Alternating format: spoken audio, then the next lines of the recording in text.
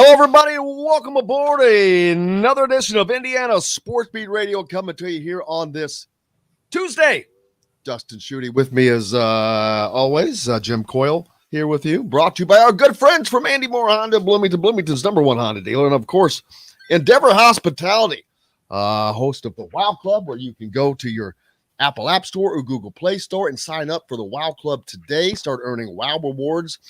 They're part of Endeavor Hospitality with all the great places like Southern Stone, Courtroom Sports Grill, Feast Market and Cellar, Cabello, BB's Market, Metalworks Brewing Company, BB's, of course, your local meat shop, steakhouse, and caterer, no matter where you live. I know we have listeners and viewers all over the place, but some of the best custom meats around. You can visit BB's Market. You can order online. Visit bbsmarket.com. It's that simple.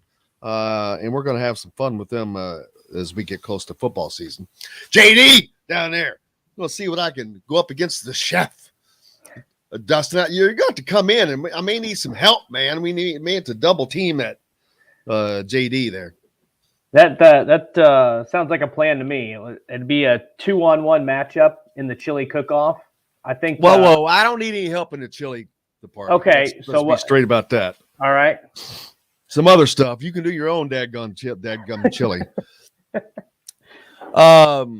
You should come up for IU home games. We could do a show and do the whole deal. I've got a few dates in mind to get up there, so we can do the show on Friday or Saturday or whenever. So I'll keep you posted. But I think that's probably looking at October. I won't be able to come up for many. But the first one would have been good. The big Friday, you could probably you could have made a hell of a weekend out of that because you could have got. As a matter of fact, who plays Thursday? Purdue, Penn State. Where is that game? In West Lafayette. I think it's in West Lafayette. Are you kidding me? You could have gone Thursday, Friday, Saturday, someplace. Probably back on your way. And Sunday, there are games, I believe. Yeah, there are. That opening weekend of college football because the NFL has not started. Right. They've got the Chick-fil-A cook-off, the Chick-fil-A kickoff. There's another game. I don't remember if that's Saturday, Sunday, or Monday. Then there's one game Sunday, one game Monday. So you have, I think, every day from Thursday through Monday, you get 5 straight days of college football. I mean, it's the great way to kick off the season. And then the week before that, you start on Saturday. You got a few Big Ten teams in action: Nebraska and Northwestern, and Illinois taking on Wyoming. So it's here, man. Next Saturday. It's hard to believe that we've already gotten to this point in the year. Oh well, let me shake it up a little bit more for you. While we're however many days we are from college football, we're only 83 days from college basketball. That's the first day of the season? So, 2.5 months. Wow. So we're going to have it all. Soccer as well. I don't want to forget soccer, as Indiana not ranked as highly as they normally are in the preseason, but we'll have Todd Yeagley on soon and talk about that. Let's see what else is going on. DJ White, former Hoosier, retiring from basketball from his pro career overseas. We'll have to try to get. I'll try to. I've already reached out to DJ and try to get him on. Pete Carroll, the old Four Corners man. Pete Carroll, Four Corners Pete. The Princeton Tigers, passes away at 92. He lived a long, healthy life, man. Yeah, I did. LSU quarterback Miles Brennan, his 6th year. He's retiring. Must not have going to be able to play much, and so no sense in beating your head in for a 6th year. I understand that. Right. Hello to everybody listening in, whether you're on the Ref down in Evansville, 97.7 WRF, ESPN, always the right call, or 89.1 WBRO, or YouTube, Facebook, wherever, even podcasts, wherever you are. We appreciate all you guys. Everybody hitting us up early on the Andy Moore Honda hotline. John C. Well, let me get to, oh my gosh, I got to get to the top. Dwayne's on already, says, hey, Ross. He's down in Kentucky. I know Dwayne's down in Evansville. The Truth, Robert down in Evansville. Michael. John C's on as well. Ross says Memorial Stadium to get more renovations starting in 24 through 27 per Herald Times article. We'll get into that. I can tell you right now, if that is not about the press box, then we are going to have holy hell the conversation.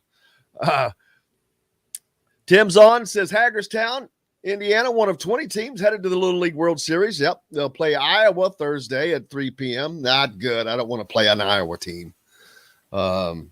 Too much juju, good juju for Iowa. But Indiana made it to the trip, part of which by being undefeated, beating Kentucky twice along the way to get there. Congratulations to those guys and good luck.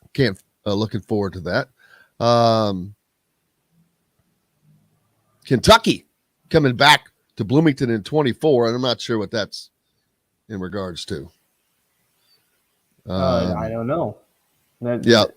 Ron, you're going to have to explain a little bit more on that one. Not sure. Steve says hello. Hello to you, Steve, as well. Tanis on. Yeah, I'm saying the same thing. Bill on as well, of course. Let's see. Ron Nichols. Whoops, or Ron in.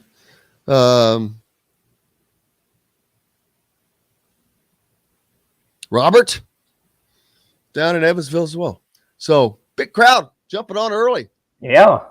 Early and often. Love it. We'll have to find out more what he's talking about there on that. But yeah, DJ White retired. Let's see. How about the Big Ten from a football perspective with these deals that are now in place? You're going to be seeing, and I hope that they are, I mean, everyone's going to play, but I mean, be on these telecasts, but they're going to pick the better games. And so, but you're looking at a noon slot on Fox, which is that's their big to do, is the noon slot. Now you've got Big Ten games that are going to be out throughout the day and evening, but these are the major ones. The Fox noon spot. Now you're looking at that 3:30 CBS Saturday afternoon, the SEC that forever was the SEC game right in the middle of Saturday on CBS is now going to be the Big Ten, baby. Yeah. And then you're probably looking at a prime time game on NBC. WNBC. That's a throwback to the Howard Stern show. Or the movie, the Howard Stern movie, where they were trying to make him learn how to say WNBC. So there you go. How about that? I don't know that the SEC is going to have something that will NBC and CBS strike deals with the SEC as well. But where will they play? Where are they going to put them? Right. I don't know about CBS. I don't know about NBC. I'm guessing is going to stick with the Big Ten and Notre Dame. To me, it sounded like CBS was going to be done with their connections and their ties with the SEC in terms of their broadcast coverage. So I don't know that for sure. But when you look at that, think about those three networks. I mean, everybody has those three networks. Everybody has, you go back to the Farmer Five, everybody had Fox, CBS, and NBC, right? So for the Big Ten to capitalize and to play the best game at every time slot on those three networks is absolutely huge for the conference. And I don't see how the SEC can compete, because what are they going to have? ESPN and ABC? I don't know what other networks. You're going to have to pull in Apple or Amazon or some other network to broadcast if you want to get that third network. And I don't know, maybe their deal with ESPN is too good. I don't know what the case is, but to me, Big Ten is going to win. But it can only be so good because they've only got so much room. I mean, right. And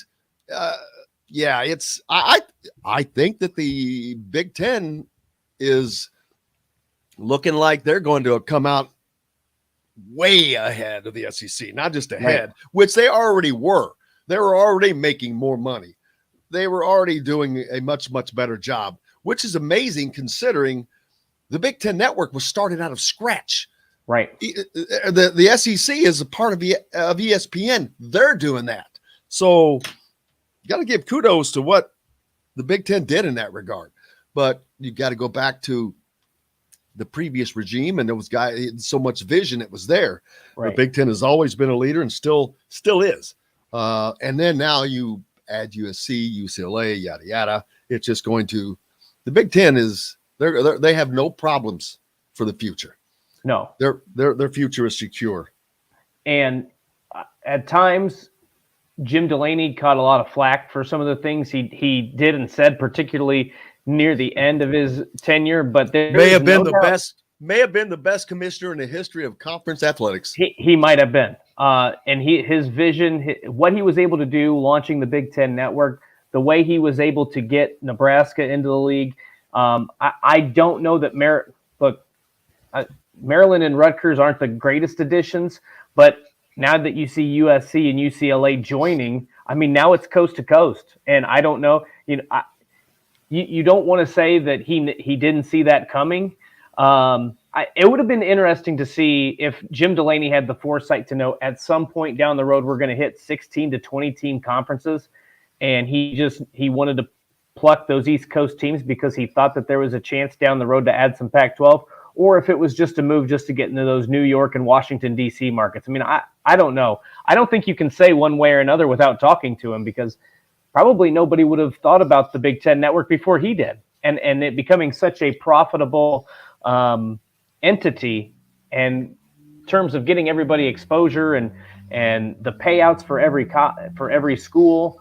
I mean, he's done an excellent job. And then, like I said, Kevin Warren has caught and a lot of flack over his 2.5 years.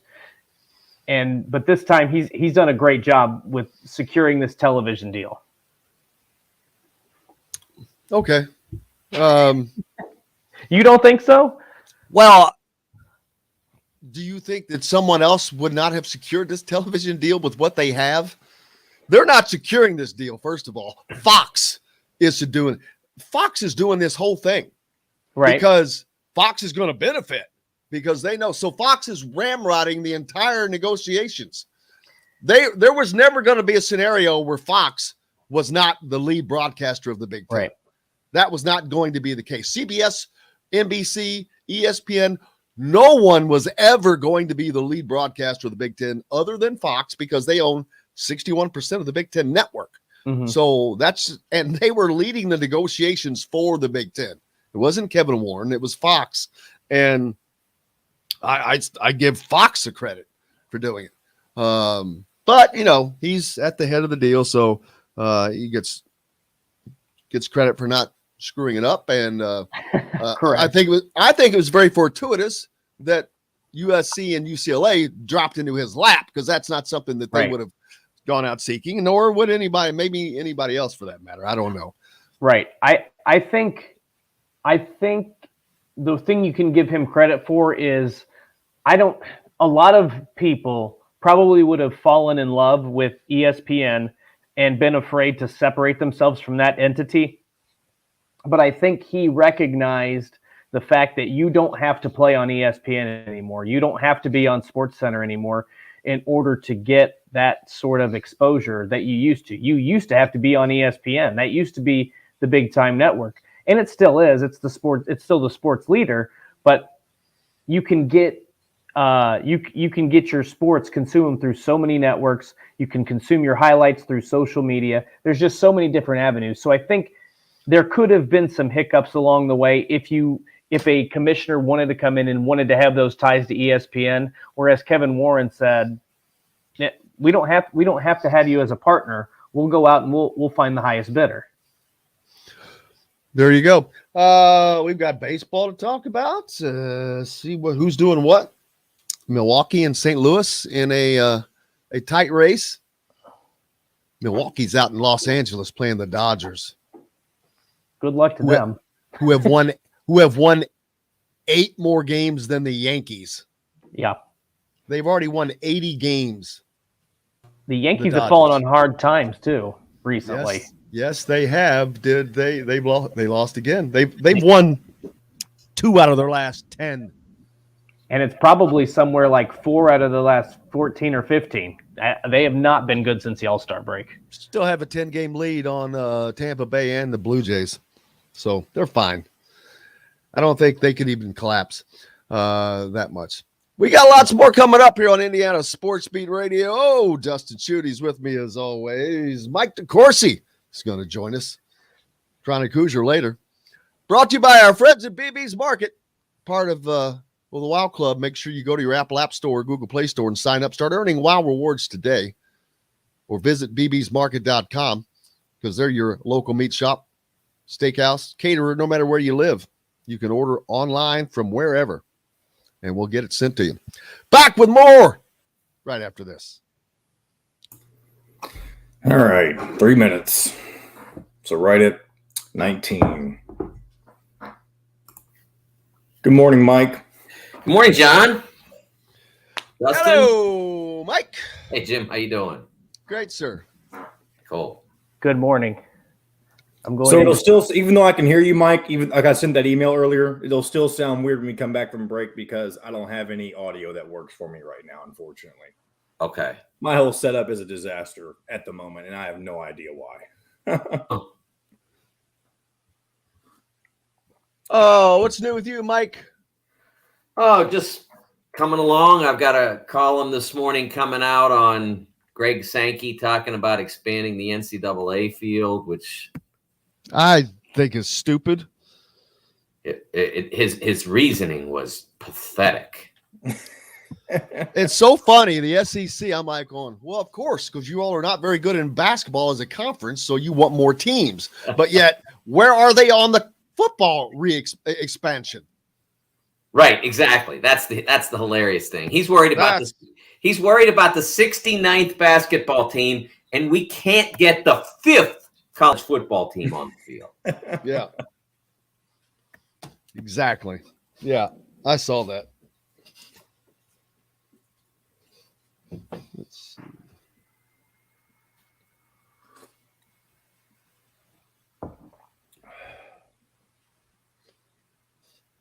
But I bet the NCAA will probably, I don't know, will they be I can't think of the words I'm looking for, but something that they would consider because the need of the NCAA is starting to wither as things change. Football, I mean, they're trying to separate. Maybe they do want to increase their need, the perceived need of the NCAA. Well, I mean, I think that it comes down to whether there's support from the other leagues. So, I think the Big Ten will be an important voice in that. And I don't know what Kevin Warren will have, what he'll think. But it was pretty clear, like that Sankey is backing off of some earlier suggestions that automatic bids might be a thing of the past. I think he's been sufficiently warned away or lobbied away from that position. All right, guys, here we go. 3, All right. 2, 1. Welcome back, Indiana Sports Beat Radio here on this Tuesday. Dustin Schutte with me as always, Jim Coyle here, and joined by our good friend Mike DeCourcy from the Sporting News. How are you, sir? I am well, Jim. How are you? Cannot complain. Dustin's tired of listening to it. Just like always. Yes. I saw the U.S. women's national team. Did they lose to the Netherlands the other night? No, that was the under 20 in the under 20 World Cup. Okay, I was like a little worried there. I was like, wow. Yeah, yes. The under 20 World Cup has been good to the U.S. in the past, but they've also had some struggles lately. I think some of it is that young American players are getting are developing and getting into professional soccer more rapidly. So it's in some ways it's a good thing. For instance, Trinity Rodman, who would be by far, I mean, not even close, by far the best player on the U.S. team in this event, if she were playing, is in the middle of the National Women's Soccer League NWSL season with the Washington Spirit. Washington wouldn't want her to go play in this tournament while they're trying to chase another championship. And so she's playing with the Spirit, and that impacts this team. But that's fine. I mean, she's much closer to being a member of the full national team. So you'd like this team to do well. I thought that they looked fine, but finished poorly. I didn't think that the game didn't necessarily look like a 3-0 blowout. I mean, that's what they gave up, and that's what the result was. But they didn't play so badly that they looked incompetent. I thought over the first half hour or so, I thought they were going to score multiple goals, and they just couldn't complete the plays. So I don't think it's anything to worry about, but I also don't think it's any reason to wear an orange shirt and celebrate for the Netherlands, Jim. I don't know. I did not realize that their colors were orange. Orange is probably the last color I would have thought of the Netherlands. I don't know. I've been there, and there are no bright colors over there. It's nice. Oh, there is when they play. I mean, that orange is very much a national identity for the Netherlands. So, but a beautiful place. So you're repping. But a beautiful place. So there's that. I gotta cheer for the little guy sometimes. You've got a piece coming out, and I was reading about Greg Sankey talking about the expansion of the NCAA basketball tournament, which I laugh because, of course, the SEC does not historically do great in men's basketball. They dominate. They're one of the dominant forces in football, but they're nowhere to be found in the conversation of college football expansion. But yes, exactly. It's funny because over the last 5 tournaments, I mean, we've had 6 seasons, 5 tournaments. In that period, they've averaged more than 6 bids a year. In the 5 tournaments prior to that, they averaged not even 4. I mean, they had 3 years where they had 3 teams and they averaged 3.6 bids. And so I don't think that there's this pressure from within the SEC to get the tournament expanded so they can get more teams in it, because they've gotten more teams in by playing, hiring better coaches and playing better basketball. They did basically, I don't know what the committee said, but they basically had the team that was most aggrieved in the 2022 tournament. Texas A&M should have made it, and probably instead of Notre Dame. Notre Dame certainly did a good job of justifying their presence in the field, but Texas A&M could have done the same thing.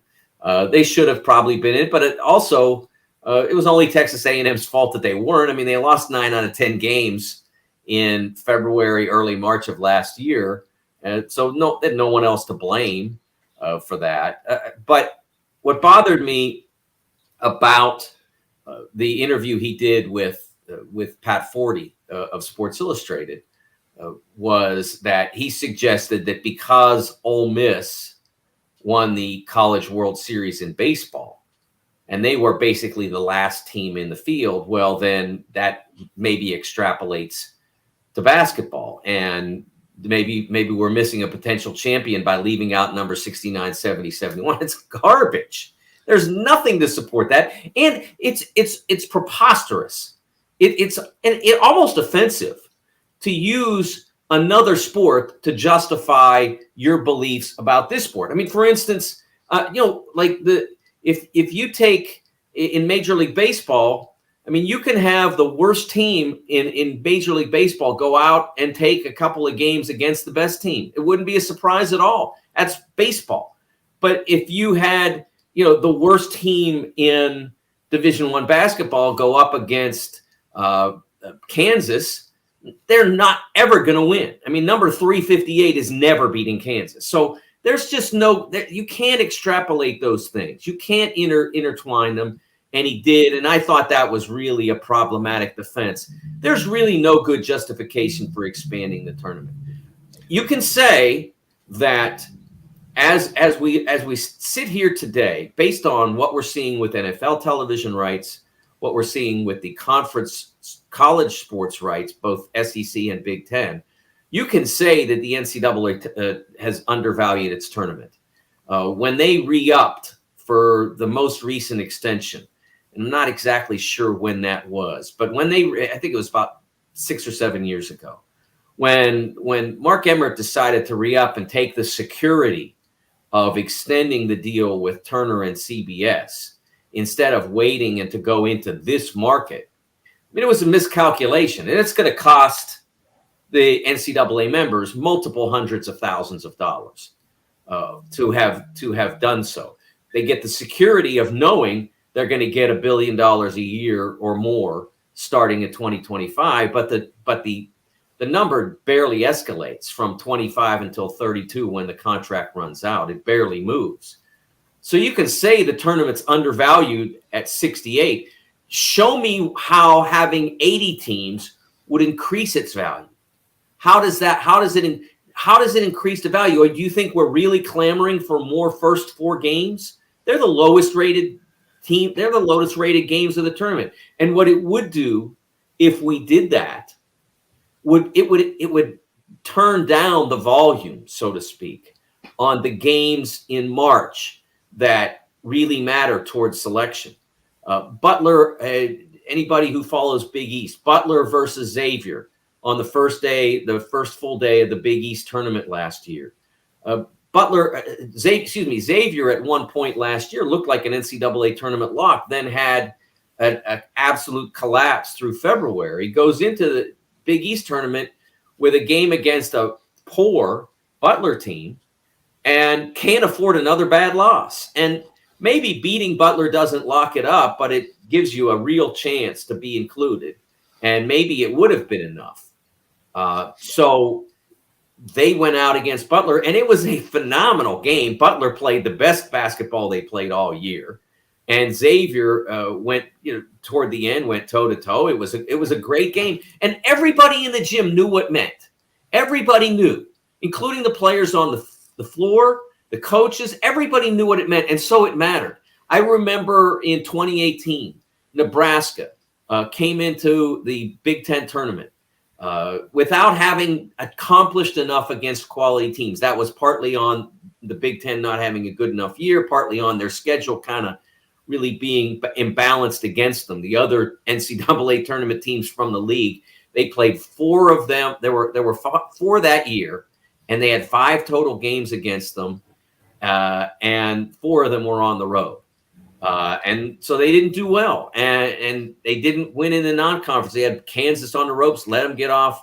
They had Creighton on the ropes, let them get off. And so they just didn't have enough done. They were a good enough team, but they didn't have enough done. So they played Michigan in the Big Ten tournament at Madison Square Garden. Again, everybody on the floor knew what it meant. Everybody. And after the loss, I went into Nebraska's locker room, and I mean, I've never been in a space that silent. I mean, never in any other forum, venue, a church, whatever. Never anything that silent. And okay, so would it be, would they have all felt better if that game hadn't mattered and they would have gotten in no matter what and all that? Yeah, but sports are about that. They're about those moments. And people criticize the everybody gets a trophy, culture. Well, this is not that. I mean, that Nebraska team was good enough to play in the NCAA tournament, but they weren't accomplished enough. And so they felt that pain, but that's what makes the tournament great. That's what makes college basketball great. Riz, the Grizz up early says, earlier you mentioned Milan, but Steve Risley's out in LA, sunny California, man. You're up early, brother. But he says, model the old Indiana State High School tournament, let everyone have a shot. No way because it kills the conference championships. But like Mike said, I think because you're just going to have too many teams that just do not have a shot and it's wasted time and energy, and I don't think you need to turn it into an 8-team tournament or an 8-game tournament. What Steve is missing in that suggestion, and it's contained in his suggestion, because of the conference tournaments, every team does have a shot. Yeah. I mean, theoretically, every single Division I college basketball team that is eligible either has been a Division I member long enough, sorry, Bellarmine, or isn't on probation, has a chance. If they play in their conference tournament and win 3-4 games and get an automatic bid and then win 6 games, they can win the national championship. So theoretically, it's there. You don't need to completely detonate what makes March wonderful for that concept, because that concept already exists. You'd just be repeating it. It would be repetitive. That's what I don't understand about Greg Sankey's wanting to expand the tournament. It's because, like college football, when you have a 4-team format, there are no guidelines, there are no criteria specifically laid out. I mean, it changes from year to year. It drives me absolutely insane. But here in college basketball, if Kansas loses 2 games all season, they lose the first game in their conference tournament, they know they're still getting in. At the same time, if you have a team that's 500 and playing their best basketball at the end of the season, like some of the teams you mentioned, they know what they have to do to get in. You know from the beginning of the season, if we win our conference tournament, we're getting in. So there is at least some criteria. If you don't win it, then you leave it up to the hands of the committee. And what's interesting to me about this idea of expansion, I've heard this rumored around. I don't know if Greg Sankey said it or not, but there's some fear about getting rid of the automatic qualifiers and the automatic bids. And what's interesting to me is Greg Sankey seems to not be in favor of automatic bids, whether it's football or basketball. And I can't understand why. I don't get it. Is it just simply because he knows the SEC will get more teams in if they don't have those? Yes. It's as simple as that. It really is as simple as that. Now, my colleague, my professional colleague, although not teammate, Jeff Goodman, from the Field of 68, reported about a month ago or so, a little less than a month maybe, that Sankey had addressed the NCAA Council and suggested in some way, shape, or form the elimination of automatic bids. I think he has been talked out of that position, whether it's the column that I wrote last Thursday or people in his sphere, whatever it is. I'm not going to take credit for it. I'm just saying there's a column out there if you want to read it. If whatever it is, he has in his interview with Pat Forty, he backed away from that and talked more about expansion. There's this fear among leagues that are growing, expanding, that there won't be enough bids for them, and it's not based in reality, Dustin and Jim. It's not, and I'll give you numbers that prove it. First of all, the only high major 16-team league we've had to date has been the Big East in the period. It was around 2007 to 13, right around there. I think there were 7 seasons, and I think they averaged 8 bids per season in that period. They got 11 out of their 16 in their best season, 2011, but they averaged around 8 bids. So they weren't starving for bids because they were so big. Right. The Big Ten is a wonderful example. In 2018, they got 4 teams. And I talked about that Nebraska team that would have been the 5th but didn't make it. They got 4 teams in because their schedules weren't good enough, and they didn't play well enough against the schedules that they had. It was that simple. 2019, they improved their schedules. They expand to 20-game season, 20-game regular season inside the league, which means they eliminate 2 lesser games and enhance themselves by 2 stronger games against high major opposition. So since then, they got 8 in 2019, which was at that point a record. And that record would have been blown clear out of the water had there been a 2020 tournament. The league would have almost certainly got 10. I mean, at the minimum 9, but they probably would have gotten 10. And right now, the only measure we have is the final bracket matrix consensus for 2020. Bracket Matrix, if you don't know, online, they gather every online bracket there is, including mine for Fox Sports, Joe Lenardi's for ESPN, Jerry Palm's for CBS, as well as a lot of other people who aren't necessarily paid by media organizations to do it, but in some cases have a lot of scientific, mathematical insight, whatever. There are like 200 plus, or 211 last year. I don't know how many there were in 2020, but there were north of 180. And that year there were 10 Big Ten teams. Last 2 years, 9 Big Ten teams each year. So there's no starvation for a 14-team Big Ten. There won't be for a 16-team Big Ten because they're bringing in 2 terrific teams, 2 great programs. So there's not going to be a problem getting in. You just have to perform. And that'll probably take some bids away from the Pac-12 because they lost 2 teams that make it almost annually.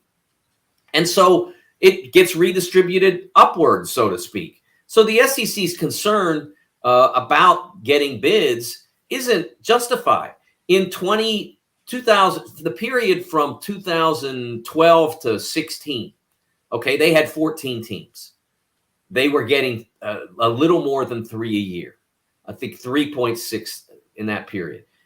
They didn't add teams, lose teams, whatever. Now they're getting more than 6.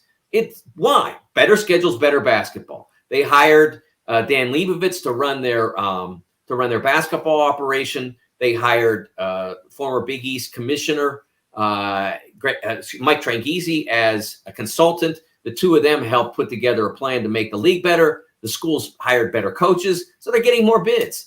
It's that simple. So his idea to expand the tournament is not rooted in anything. It doesn't make it better. It doesn't make it more lucrative. It doesn't make it more interesting. And it isn't necessary to get the Big Ten and SEC as they grow more bids. We'll see. We'll follow along and see how that keeps up. But I would hope that just kind of dies a quick and necessary death. Hey, we got lots more coming up. Mike DeCourcy from the Sporting News is with us, as is Dustin Schutte from Outsider.com. We're back with more, brought to you by our good friends from Metalworks Brewing right in Bloomington, right off the square by Cabello, former Function Brewery, right off of 6th Street. Make sure you stop in. Great place to grab a cold one with a friend. Back with more Indiana Sports Beat Radio right after this. All right, back in 3 minutes.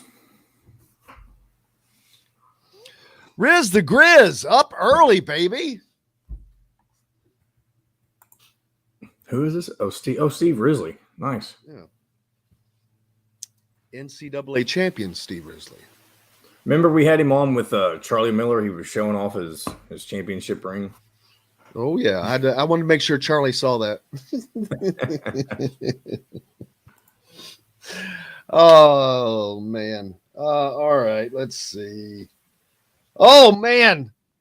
The funny thing, the worst division in all of baseball is the National League Central, and that is the most exciting in all of baseball. It's the only true race that there is, I guess.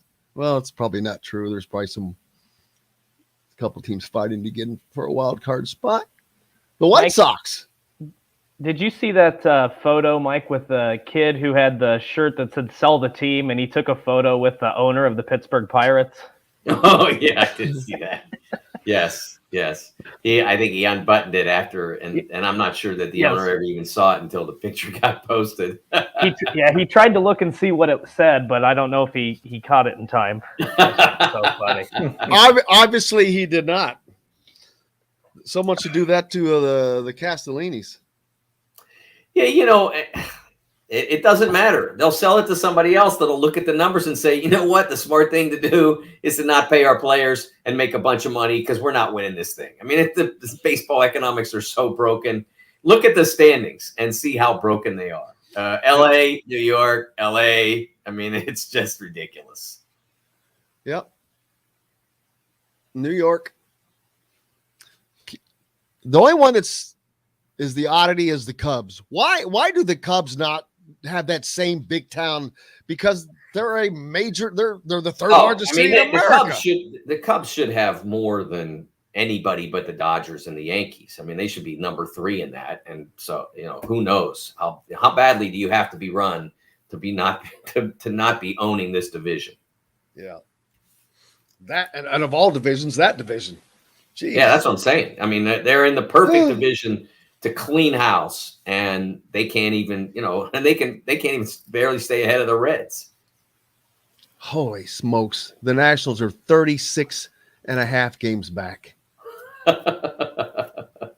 They're almost more games back than they have won.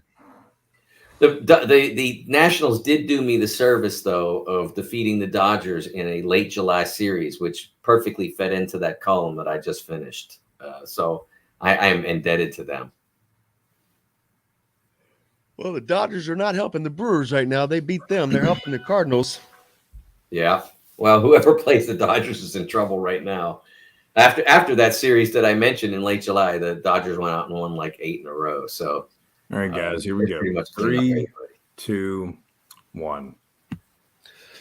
Welcome back, Indiana Sports Beat Radio, coming to you on this Tuesday from the Golf Club at Eagle Point Studios. Jim Coyle with you as always. Dustin Schutte here as well from Outsider.com. And we're joined by Mike DeCourcy from the Sporting News as he joins us each week as well. Something else I saw, Mike, that caught my eye. Under Armour ended a merchandising deal with UCLA a couple of years ago that was like a 15-year deal. They were 4 years into it.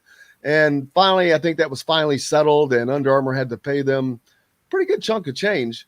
They were seeking $200 million and ended up getting $67.5. I don't know if that's because Under Armour is going someplace, but why? First of all, why in the world would you cancel a contract with a UCLA? Well, I think that I don't know for certain, but I think that they felt like it wasn't going to be lucrative for them any longer, that they weren't in the same financial position that they were when they signed the deal. I think it really is in a lot of ways is a win-win for UCLA because they were able to get not only this settlement, but then they've signed on, I believe, with Jordan Brand, something that maybe puts them in a better recruiting spot basketball wise. You know how it is, Jim. I mean, it does, shoe company affiliation isn't everything, but it's not nothing. So being involved with the brand that is involved with the most good players is certainly a plus. And I don't think there's any question based on having attended at least decades worth of Peach Jams that Nike traditionally has been the brand that's been involved with the most talented players. I wonder how dumb they're feeling now, though, since UCLA is going to the Big Ten. This is going to, without question, up their brand, up their value. Not that they needed a big boost. I mean, it's UCLA, but there's no way it's not going to be a boost for both, obviously. Yeah, I think it does certainly enhance the visibility of UCLA when you consider that the Big Ten network, but it is more widely distributed than the Pac-12 networks are. Big Ten network, DirecTV, all the major cable companies, et cetera. They're in New York. They're in Chicago, et cetera. Pac-12 networks harder to get. I mean, I've been a DirecTV subscriber since I moved here. So that's 8 years. Pac-12 network still isn't on my system. Doesn't seem like it's heading in that direction anytime soon. So I think that's a great boost for the Big Ten. Absolutely. And we'll see as well, now they're going to be on NBC, CBS, Big Fox. That's 3 major networks that they'll be on starting 2025, I think. So that will certainly enhance the visibility of the UCLA brand, no question. And Mike, one of the things we were talking about earlier is with the Big Ten locking up some of these deals with Fox having that noon slot, having the CBS 3:30 slot, and then potentially having a primetime slot then on NBC. I mean, you have the best games every week in all 3 of those time slots. and you have those on 3 of the major networks. You go back to the Farmer 5; those are 3 networks that everybody had, right, growing up. So to me, I don't know that any other conference, the SEC, even can compete with that type of exposure.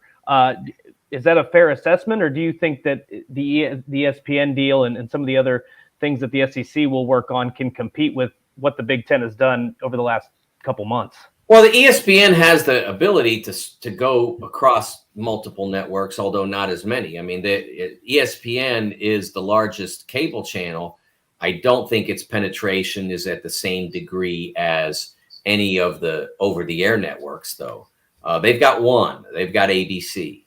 That'll be their over-the-air network, and they can obviously still put a lot of SEC football on, and they have the advantage of more windows on more networks, to spread things around. With ABC, ESPN, ESPN2, ESPNU, you've got in football, you've got CBS, NBC, Fox, FS1, and BTN. So you've got that. But what happens with basketball, I think, is a question to an extent, which we haven't seen reported at all yet. How they'll spread out the volume of terrific games they'll have in that sport. So that'll be interesting. I think the SEC's not, the SEC's advantage over the Big Ten is proximity to talent. There are still more great players that, future NFL players growing up in the Southeast footprint than there are in the Big Ten footprint. Right. But California changes the chemistry of that a little bit by bringing in California, because that, California might not be Florida, but it's probably second or third in talent producing. So adding that to the Big Ten footprint, closes that gap a little bit. And then maybe with the, when you've got the networks favoring the Big Ten, when like you said, Fox, CBS, NBC, wall to wall, and then it wouldn't be at all surprising if, for Big Fox to try a fourth window and see if it works with games oriented toward UCLA, USC. Oh yeah. In that 10:30 slot. They might try that from time to time, see how that works out. So they might be able to go literally noon past midnight on a Saturday with all network, not even having to go onto the cable, all network Big Ten football. That's going to be a force for the conference. And like I said, bringing in California as a new recruiting base, I think it's going to help Big Ten football as this merger or expansion, whatever you want to call it, as that gets going. I think that's going to enhance the quality of Big Ten football over time. I just love that we're associating California with the Big Ten footprint now. I mean, I know it's reality, but it's still crazy to me to be all the way. The furthest west you went was Nebraska. All of a sudden, we're talking about San Diego and San Francisco and some of those other cities out there. It's crazy. I covered Penn State. I was the Penn State football beat writer for the Pittsburgh Press from 1984 to 1992. And so right in the middle of that is Penn State's entry into the Big Ten. And I still remember, I mean, they're literally like, you can get on I-80 and be in Columbus, I don't know what, 4.5 hours, something like that. And people couldn't put their heads around Penn State geographically being a Big Ten school in 1990. Right. And now it's UCLA. So it just shows you how much the world has changed in my time in the business. It's pretty amazing that, we're now talking about going from, basically from one coast to the other. It's pretty wild. Oh, it's beyond wild. I mean, there were so many things before that were wild. The transfer portal was wild. NIL's wild. It's like the wild, wild west out there. But yeah, and that's the thing. Where will it stop? Will it stop? I mean, will Congress get involved? Will they try to put some kind of controls on NIL? Can they put controls on NIL from a right to work standpoint? Will students end up being employees of universities? I think that would wreck college sports. if that were to happen. That's the one. That's the big one. And there are some cases right now at Nicole Arbach and others at The Athletic did a piece on that earlier this week about a case that's in courts now about that. I have a hard time with that. And because where do you draw the line? I mean, my nephew is now a linebackers coach at Wilkes University in Wilkes-Barre and was a 4-year player at Ferrum College in Virginia playing Division III. Wilkes plays Division III as well. Are their players employees? Well, they generate revenue. They don't go in. You don't get into the Wilkes game for free or the Ferrum game for free. So they're generating revenue. They're not generating billions, but they're generating revenue. They employees. If I go across the street or up the street this in a month and go see Hamilton Southeastern High play, I'm not getting in for free. I pay taxes to Hamilton Southeastern schools, but I'm not getting in for free. I got to pay $5, $10, whatever they charge for a ticket. So that's revenue. Does that mean that those guys are pros? Are they employees of the high school? Where do you draw the line? Are the gymnasts on what is traditionally a money-losing gymnastics team at Alabama or Oklahoma or wherever, are they employees? Or is it just the ones that have big TV packages? So I think it's a really complicated thing, but I will say this. I said, I've written this over the course of 30 years. I've written this column at least 4 times and maybe more. The colleges should have made sports a major, because if you had the option to major in football or you were earning academic credit for everything you did, they wouldn't have been able to say you're an employee. You're studying football now. You're studying basketball, and people who are bothered by that idea or offended by that idea are not paying attention to the fact that I could go to, I have a friend, very good friend, whose daughter majors in theater arts, performing arts at Northwestern right now. What's the difference? What's the difference between majoring in acting and majoring in sports? There is no difference. It's the same thing. You are studying to be essentially a professional artist. That's what you're doing. And yet the colleges have been resisting that for more than a century. It's been an idea that's out there. I wrote my first column on this around 91, and I actually quoted a professor. His name was William Shugart. He was then at Ole Miss, and he subsequently went to the University of Utah, I believe.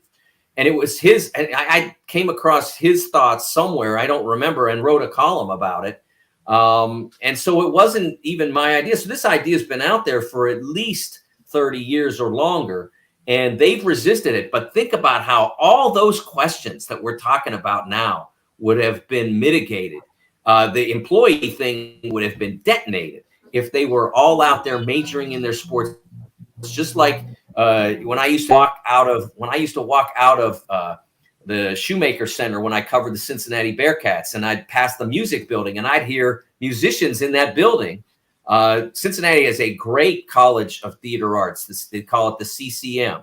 And I'd hear, as I walked to my car, I'd hear the piano playing or a trumpet or whatever. I mean, those students were the same as the basketball players I just got done covering, but the universities wouldn't go along with that concept, and they in the end they're going to pay for that.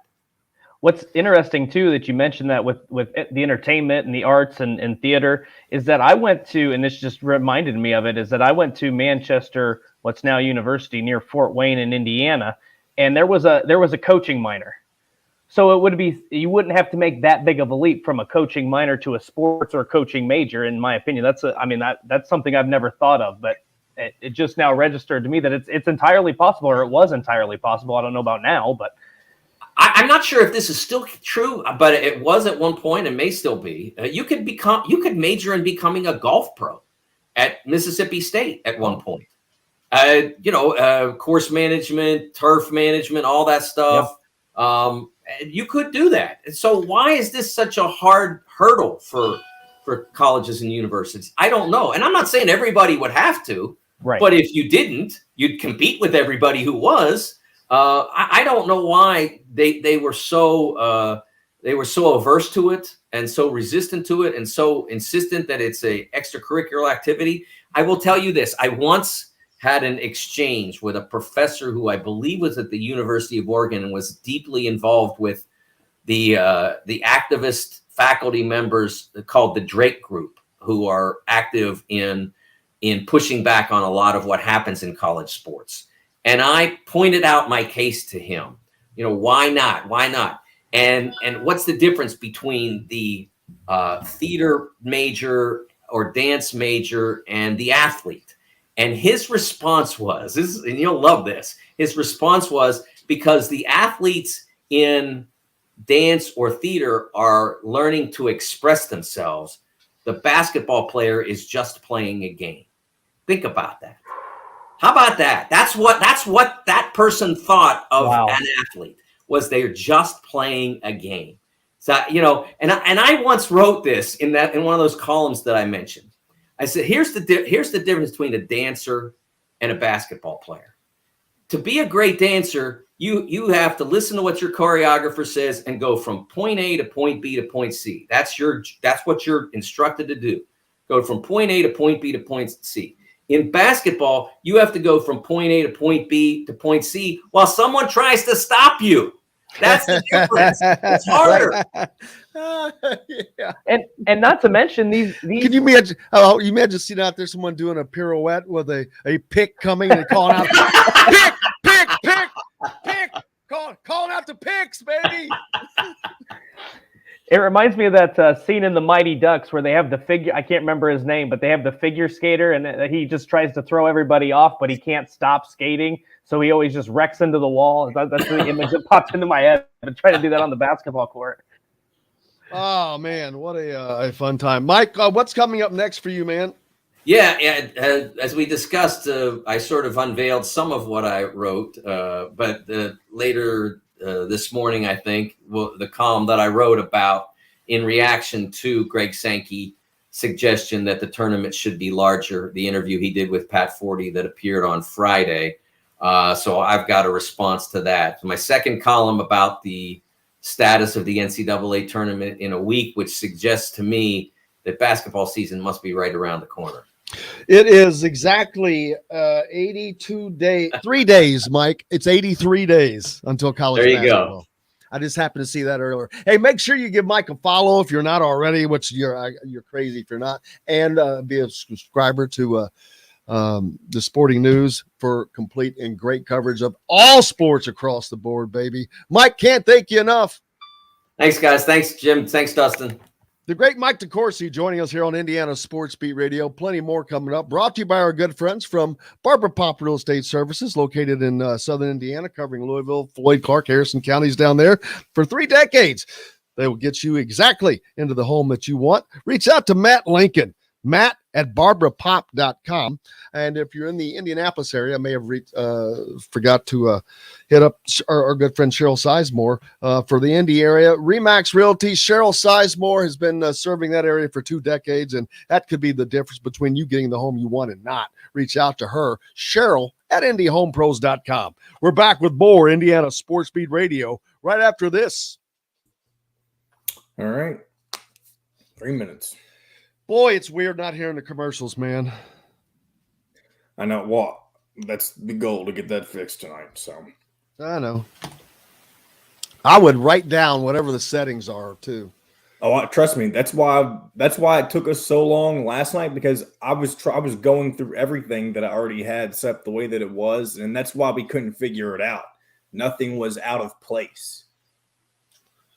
Craziness. This morning, I uninstalled everything, reinstalled everything, and still nothing. But tonight, I'm going to see if we can just rebuild everything from the ground up, like I said earlier. Let's see. What is this? It's 9:30. I don't know if Riz the Riz. I messaged Steve and told him he could do 9:50 Eastern if he's good by then. He'll text me back. And let's see. But he has the link. I already sent it to him. Oh man. I wish I could.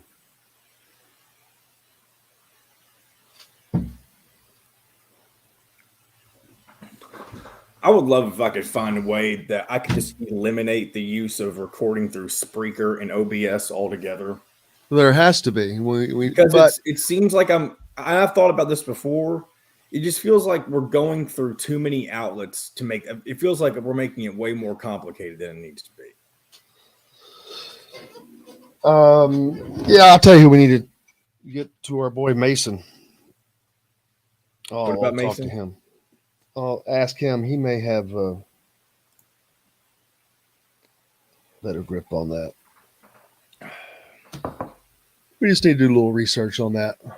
Yeah, because it's the same thing. When I try to use the Roadcaster, I think Spreaker screws it. I mean, I think that StreamYard screws it up. Yeah, there's just too many things going on here. I mean, I've got my regular computer audio. I've got the StreamYard audio. Hold on, John. Hold on. Hey, go ahead. Well, just hold on a second. Go ahead. I mean, talk about something different. But you're good. We're back in about 30 seconds, though. Excuse me.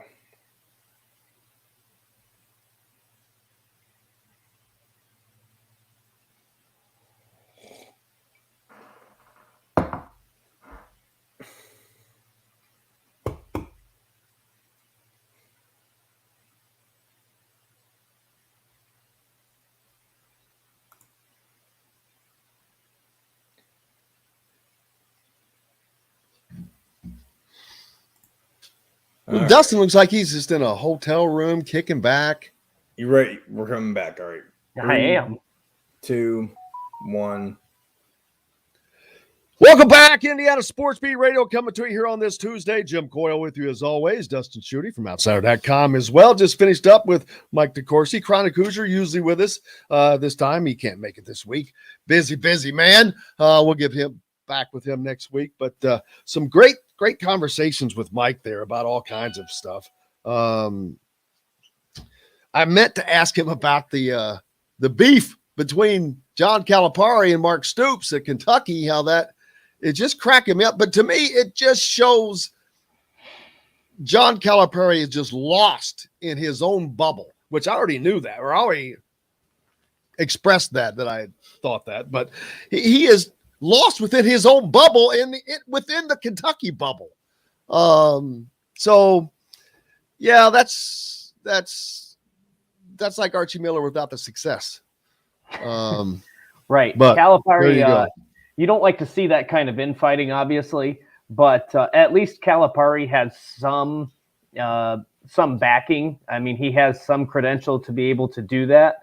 You can't. He's won an No. I'm just saying it's better than if he won nothing. You can't be like what's his name? Yeah.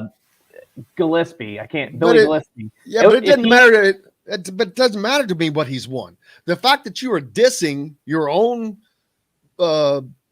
program, brother type program. Why? I'll tell you why. Because they're starting to get more notoriety. Because football is the sport that moves the train. He wants to say, well, we're a basketball school now. Don't forget. What are you really? If you're that worried about losing your identity, that's a problem. Because that's true. You don't lose your identity if you're doing the things you need to do. But if you got to run around talking about it, so you have one of the greatest programs in the country, but you have to demand new practice facilities. You have to go outside and then through the media. Now, to me, you're bashing your athletics director. Right. I'm tired of waiting on Mitch Barnhart, by God. I'm going to have about 50 NBA guys do it. Well, first of all, it makes you look like an idiot. You've had 50 NBA guys and you've won one damn national championship. True. You are the worst coach in the history of college basketball. But it's just a whole John Calipari thing. And why I'm wasting my breath on him, I don't know. He just because it's funny. Because this is the type of stuff that I think Calipari has gotten away with, or you kind of because he's a good coach. I mean, he gets. I've got my doubts about that. I really do. Okay, he but out-talents people. Okay, but that's part of coaching. That's part of the college job. That's why he wasn't recruiting, baby. Okay, but that's and you can think. but you can thank Nike for that. Okay. Well, he knows how to get it done, though. That's all I'm saying. What is Bill Self? What's the same thing with Nick Saban? Do you know how good of an X's and O's guy Nick Saban is? No, because he's always got the best players. So what's it matter? But nobody knocks him for that. I don't look. Nick Saban might be the smartest coach in college football. I have no idea. I don't know how anybody would have any idea because he always has a top 3 recruiting class. But he wins with those. That's the Correct. difference. Calipari's not. He did Okay, it but one time in over a decade. But college basketball is more difficult. I just saw a statistic. College football is much more difficult. No. Oh my God, you've got 123 guys to manage versus 12. Right, but versus 12. One season. Here's my only argument for that, and it will quickly end this argument. Iowa State 2-22. Next season, Sweet 16. There is a football program in the world that can make that change. Period. End of argument on that, baby. Michigan was 2-4 in 2020 and just won the Big Ten in 2021. 2-20 COVID years don't count in football. That was Iowa State, was it not? That was basketball. Oh, jeez. Here we go.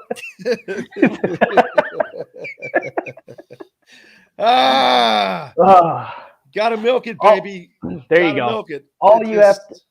All I'm saying is I'm not condoning what he said. I think it's hilarious. All I'm saying is it wasn't like Archie. Moronic. It wasn't like Archie Miller said that, having won absolutely nothing, never reaching the tournament. At least they win the SEC. At least they've won a national championship, get to the Final Four. That's all I'm saying. So, again, I give credit to Mark Stoops because I think there are a lot of coaches who would have bit their tongue and just went on about their business. But instead, he was like, I don't think there's an SEC coach or a Big Ten coach that would have done that. We worked too damn hard to get to this point, and I'm not going to put up with that crap. I don't care who it is. I thought his response was awesome. Yeah, I do too, and I think most people do. But it cracks me up a little bit of infighting there. But so oh well. We got the chance. John, did you have a chance to get Donovan McCully pulled up? John's muted. Yes, sir. Sorry, I was muted. Yeah, I have it ready for you. Okay. We got the opportunity to talk to Donovan McCully yesterday. Indiana's highly coveted quarterback recruit that is now turned wide receiver. Man, what a big target he's going to be. I mean, and talking to him, he said wide receiver is something that he's always really wanted to play. And it's ironic that here he is, the highest recruited quarterback that Indiana's ever landed, and yet his quarterback skills are but it's because he's such a great athlete. He was forced to play quarterback at his school, and that's how that happened. And so now he's learning a new position, which is Indiana's kind of in need there, especially, you look back, they don't have the Simi Cobbs, the Nick Westbrook types that they had a few years ago, those big bodied 6'2", 6'3" receivers that Indiana could throw to. They've kind of been without that, and he adds to that. But we got the chance to talk to him, daggone, drawing a Mr. McCully yesterday. Donovan McCully yesterday. Too much going on. And here's what he had to say. Yeah, it definitely helps because like when a quarterback scrambles or something, like I know where he wants to throw the ball and stuff like that, so it makes it pretty easy. Jim, you still got one? Yeah. Jim? Following up on that, having been a quarterback and now moving to receiver and using those tools that you had, are you able to have conversations with Jack and Connor and talk more about it, having been a quarterback and having those conversations to make things easier for yourself and for them? Yeah, definitely. I try to get in their ear, like, and see what they want me to do, because like at the end of the day, they're throwing the ball. So I try to do what they want me to do and just see if I can like get open like easier for them. So. What a happy-go-lucky kid. Yeah. But yeah, I mean the size. He's got great size. You talk about a target to throw to, dude. He's 6'5". He's 6'5". If he gets, because he has not done it, but being the athlete that he is, I think it will come pretty naturally. But he's young, so it's going to take some time. But man, I think he could be a good one. I think Indiana needs him to be a good one, and I think that those questions that were asked were very appropriate, and it's interesting to hear his response. You know, knowing the position, it's a new offense, but when you know the position, he kind of understands. You know, he I don't want to say he's reading their mind, but in a way, he's reading their mind, right? Like if he notices trouble, he knows what he would like to see out of that quarterback position. That probably helps him, and then having that relationship with those guys, having been in that room specifically with Jack. Because I know Connor Bazelak is the newcomer, but having that sort of chemistry there is going to help them as well. And Indiana needs a pass catcher. They didn't have one last season. Obviously, we've talked about the offensive lines, but one of the questions I had coming in about this team was who's going to catch passes for them? How are they going to move the football? So I think now that you have that two-man quarterback race, and we both think it's going to be Bazelak that takes the first snap, now you've got to establish some playmakers, and I think that Donovan McCully has all of the tools. You just mentioned the size. He's got the understanding of the position. He's got the speed. When you're the best athlete at your school, you're right. You're usually pushed into that quarterback spot.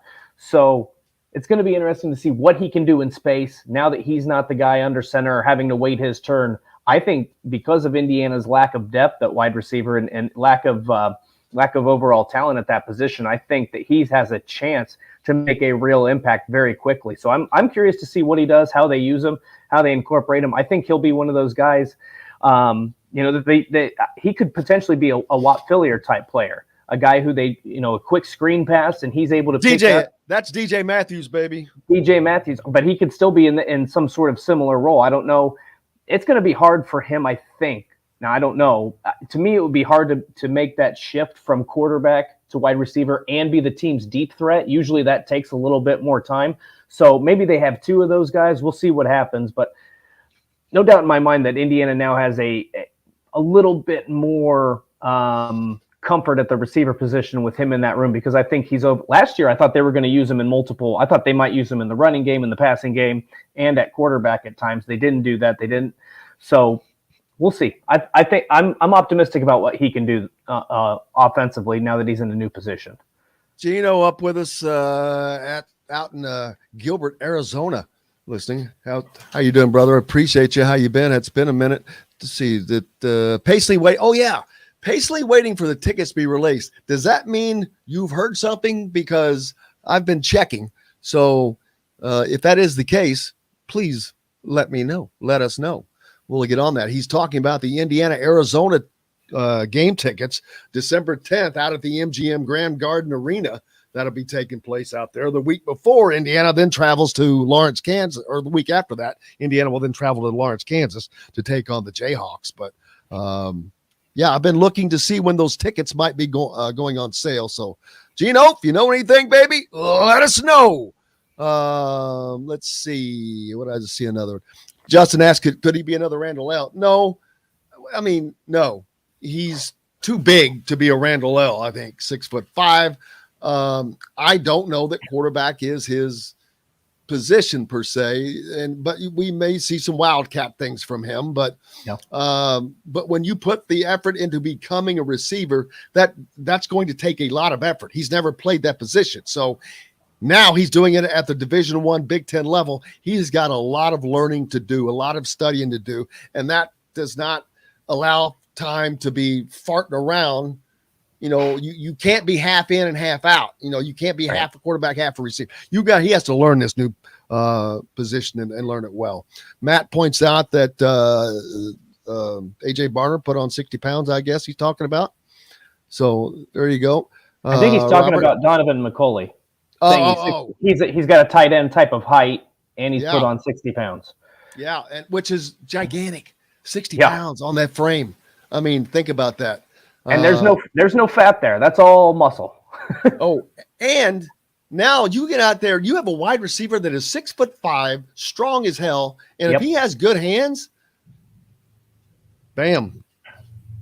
I think he There found you your go. third down. I think if he learns that offense quickly, which again, everybody's going through a learning process, but it's going to be easier for the quarterback because he knows what the receivers are supposed to be doing. I think you might find your third down target. I mean, he's big enough to where throw it on 3rd and 7, get him the ball, just toss it up to him, see if he comes down with it. Caleb throwing it right back to Gino out in Gilbert, says Gilbert, Arizona is the hometown of IU class of 25 target Koa Pete. So there you go. Caleb Nost, contributor to the Hoosier.com. Always with the info, baby.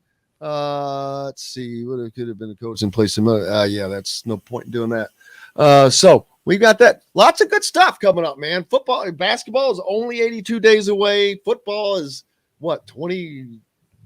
Football is Do the math. Well, September is 3rd for Indiana. So whatever. I think it's You do the 11. I think it's 11 for the first game, so that would be 17 since Indiana plays on a Friday. Something like 16. 16. Depends 17? on when the first game is. Is it on a Saturday? The first IU game's on a Friday, so it'd No, be. I understand that. I meant the first football game, like week Oh, 0. yes. Yeah, week 0 it's all on Saturday, so that's 11 days away. So then you would probably just add 6 to that, and it would be 17. So there we go.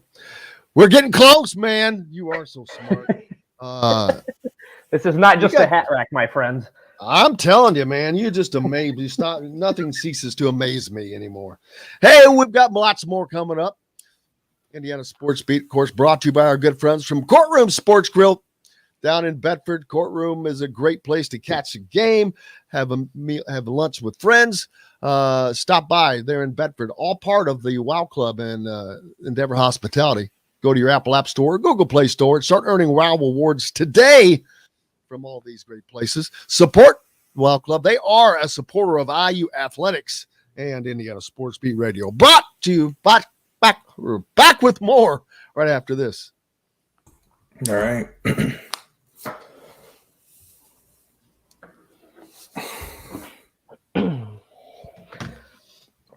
Oh, I'm going to close this. Let me know if it's better or worse. Oh, it doesn't really matter. Did you ever hear back from Steve? I don't know that he could do it today. Maybe it's the same. I mean, he was up Yeah. super early though to be watching us. Well, so is Gino. Where's Gino from? Boy, you weren't listening, were you? Gilbert, Arizona, man. I can't hear as well as I normally do. Oh, that's right. Soda Pop, tell us about that burger you ate yesterday. Oh my God, it was so good. I don't want to hear about it. I'm hungry right now. I should have downloaded that Twitter video and play over There, yeah, there you go. I don't think I said any spares. Yeah, it had pimento cheese and bacon on it, pickles, onions, lettuce. Oh, it was rubbed in Cajun seasoning. Oh my God, it was so good.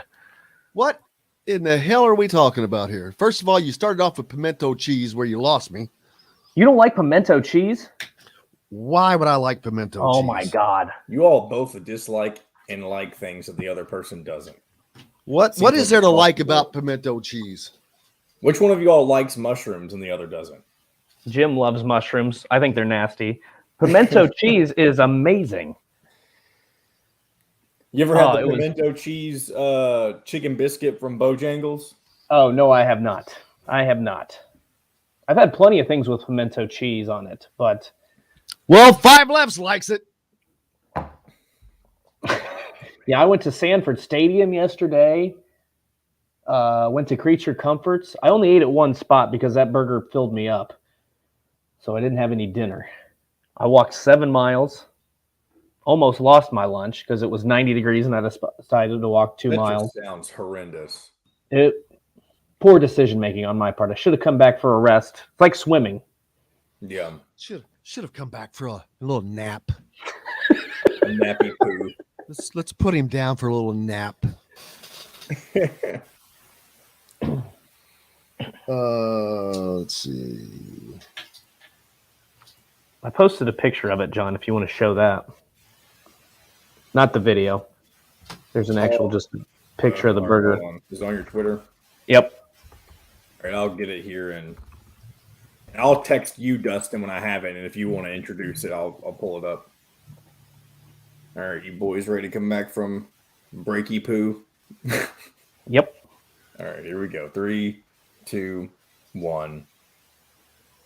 Welcome back, Indiana Sports Beat Radio, coming to you here on this Tuesday. Jim Coyle with you as always. Dustin Schutte as well, outsider.com. Hope you're having a great start to your week. Might as well. It's the weather's just been phenomenal. It's blowing my mind. How incredible this weather has been. I bet the football players are thanking every god that they can think. God of heat, God of sweat, God of pass out, whatever. Because it's been pretty decent. College football polls out. Shocker. Alabama, number 1. Ohio State, number 2. I can't believe it. I mean, this is not fun. For fans that are not fans of Ohio State or Alabama, this is not fun. I'm with you. This is why I think the playoffs should be expanded. Every other sport does not allow for, not even women's basketball, which was the sport that was the easiest to dominate for the longest time because there just weren't as many elite female athletes at enough places, and places like UConn, Tennessee were getting the greats, and man, so they were able to dominate. Well, that's kind of going away now. But in football, not changing. It has been the same old for a damn decade. This is not fun. Who the hell is enjoying this? The only people who are enjoying it are the conference leaders because they're still raking in the money. Right. But I would think that fans of the SEC have got to be sick and tired of seeing Alabama at the top. Well, the SEC is slightly different because through their, 2005 or 2006, whenever that streak started, they've had Florida, Auburn, Alabama, LSU, and Georgia. I think that's it, all winning national championships. So that's 5 teams. The Big Ten has had Ohio State. That's it. They've won 1 national championship in that span. So I think it's a little bit different for the SEC. But this is, again, my argument for expansion to the playoff, because I understand that it's not basketball. And we already talked with Mike DeCourcy, you can't really intertwine different sports. But I think that if you expand it to 8 or 12 teams, the more that those teams are able to get in, the more it's going to eventually level the playing field, at least to some degree. I'm not saying you're going to see a year where it's 12 new teams or something along those lines. I don't think it's ever going to be that extreme. You'll probably still have your haves and your have-nots, but I think that it will level the playing field. You could go to Indiana and make the college football playoff. You could go to Purdue, make the college football playoff, Illinois, Kentucky, wherever. Right now, you go to those schools, you're just hoping to get 10 wins and maybe get to the Big Ten championship game or the SEC championship game. There's really no – those teams don't have that mentality, but there's really no way in the current climate for those teams to have a shot at a national championship. And before this, those teams weren't worried about a national championship. Those teams were worried about, hey, can we have a good season? Maybe the schedule plays out. We can go play in the Rose Bowl. Those were – and that, to me, that was a better time in college football because it almost separated the haves and have-nots from different categories. But you can't put the toothpaste back in the tube. So the only remedy for me is expansion to try to get more teams involved and say, hey, if we do have a great season, we're able to capitalize on this. Maybe we're not going to win it all, but at least we have a chance to compete for it. Right now, a lot of those teams, half of college football doesn't have a chance. Half? Probably more. Three quarters. Yeah, I was going to say I mean, I would have to really sit down and look to see who really do I think truly has a shot. There's one team from the Big Ten? I mean, I don't know right now, but over Ohio State, Penn State's not even ranked. There's only 4 Big Ten teams ranked right now, as a matter of fact. So yeah, it's a low numbers. I'm not sure where the power from the Big Ten is going to come from this year, but aside from Ohio State. I think I lost Dustin here for a second, but yeah, I'm just thinking it's going to be who besides Ohio State out of the Big Ten though is looking like I said. Penn State's not even ranked. They've only 4 teams out of the Big Ten right now ranked out of the top 25, which seems kind of low. I mean, you could potentially see. I don't know. In the history of the Big Ten, we've never seen a Big Ten West team win the Big Ten championship or win the or get to the college football playoff. But I mean, I think Iowa has enough returning to at least be in the conversation. Probably Wisconsin, Minnesota, those 3 teams. I don't have until I see it from Penn State. I don't believe it. I'm with you. Michigan, if their defense doesn't fall off that far, I think their offense is going to be really good. So to me, this year it's looking like. And Michigan State lost so much, but we said that last year. I don't know. I think it's Ohio State, Michigan. Those are the 2 best options. You could throw some Big Ten West teams in the mix to make it interesting. But again, the Big Ten West has never won the Big Ten championship. So you almost can rule those teams out. It's just like everything else. It's I'll believe it when I see it. So we can mention some other teams, but it's been Ohio State every year. So now, the one thing also that does bring to mind, the West is, I don't want to call it weak, but there's 14 teams in this league right now. Only 4 of them ranked. And this is one of the 2 top leagues in the country. That means this is kind of looking like it could be a down year for the Big Ten. We don't know that. Yeah, SEC's got 6 ranked teams, probably at least. So they're going to need to do some stuff on the field this year. The Big Ten. Yeah, they do, but at the same time, I don't know how much stock I put into these preseason rankings because a lot of it is it's based on recruiting rankings. It's based on what happened last year. I think if you look at what Minnesota did last season and what they have returning in the class that they brought in, I think they deserve to be in the conversation of top 25. I think Iowa, Wisconsin, Michigan State. I mean, you could go on and on. Purdue last year, they got 9 wins. They lost 2 of their best players, so we'll see if they're able to replicate any of that success. But this is kind of the thing that puts the Big Ten at a disadvantage every year is they usually, I'd have to go back and look, but usually they're always second in terms of the number of teams ranked behind the SEC. The SEC always has 7 or 8, and then it's impossible for them to drop out. I think one year the college football playoff had Mississippi State as number 25, and they were either 5-4 or 5-3 or something ridiculous. And other teams like Iowa and Wisconsin had 1 or 2 losses, but were below them. So I don't know. I don't put much stock in the top 25. Obviously, it's something to talk about. There is some merit to it, but we have no idea. There's going to be a top 10 team that doesn't finish ranked, that finishes 6-6 and goes to a mediocre bowl game. There's going to be a team from outside the top 25 that probably ends up in the top 15. You never know. I think the Big Ten this year is going to be a little bit more competitive. I think there's going to be some really good football played this season. I just don't know where it's coming from because there's been so much change, and this is another year where teams have been very active in the transfer portal. Well, and it's getting harder and harder to rank teams because generally it comes from the previous season, what they have. Right. Now that changes so much because of the transfer portal. You don't know who has what or how that's going to translate onto the field.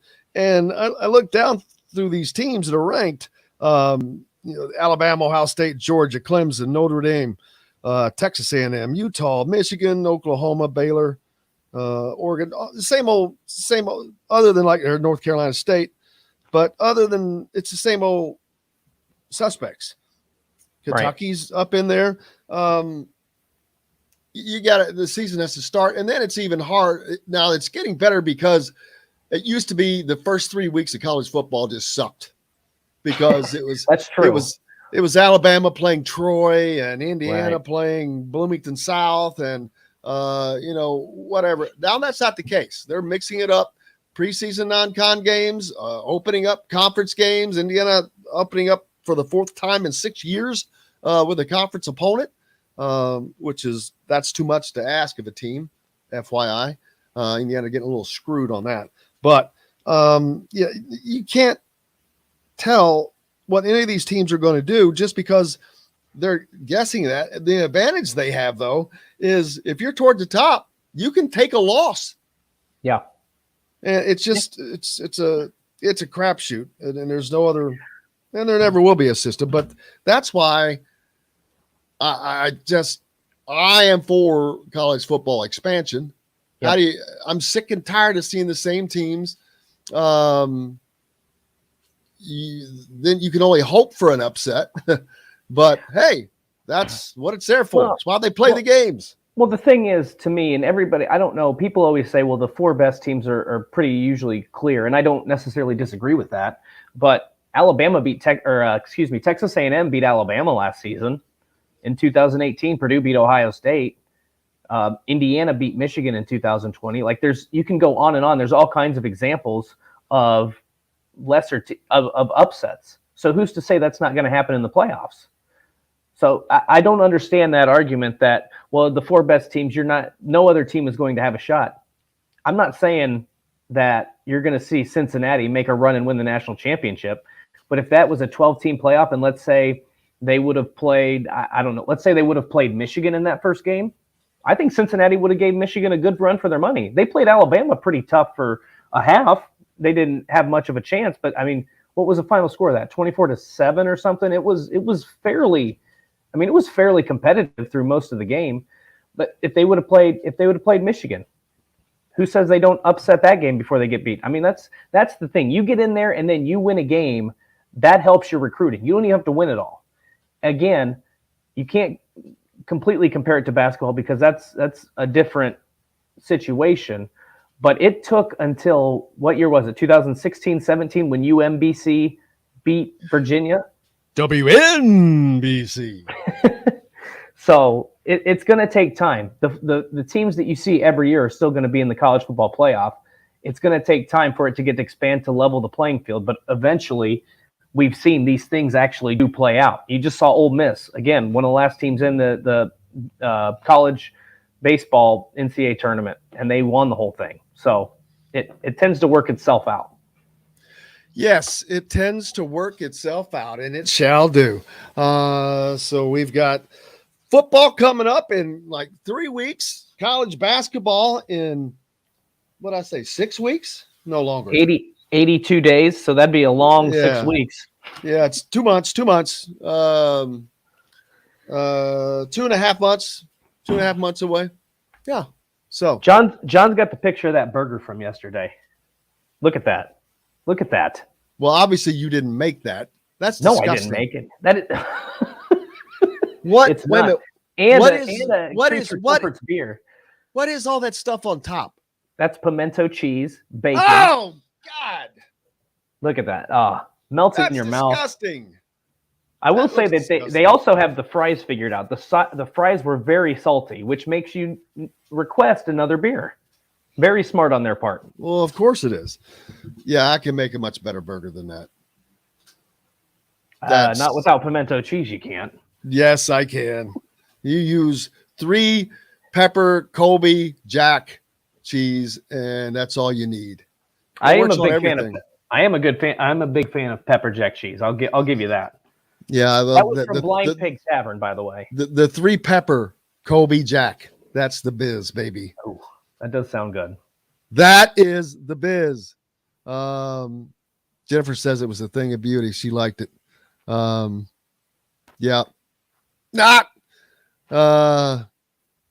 We got to take a break. Thank goodness. Dustin Schutte's with me. We're talking some food now for some reason. We got plenty more coming back, though. Join us. We've got another segment to go here on Indiana Sports Beat, brought to you by our good friends from Feast Market and Cellar, part of the Wow Club. Feast Market and Cellar, located next door to Southern Stone on Patterson and Rogers, offering an extensive wine selection with a sommelier on staff. And they take their pairing very seriously, as well as a variety of cheeses, gourmet sandwiches, entrees, and a coffee bar, spread, and pastries as well. Very mouthwatering. Of course, Southern Stone next door is where the coaches show's coming up, football and basketball. But that one starts in a couple of weeks as well. We'll keep you updated on it. More coming up here on Indiana Sports Beat Radio right after this. All right. Golly. No Chronic? No, he couldn't make it today. He had Gotcha. he got busy. I was going to try to get Steve Risley.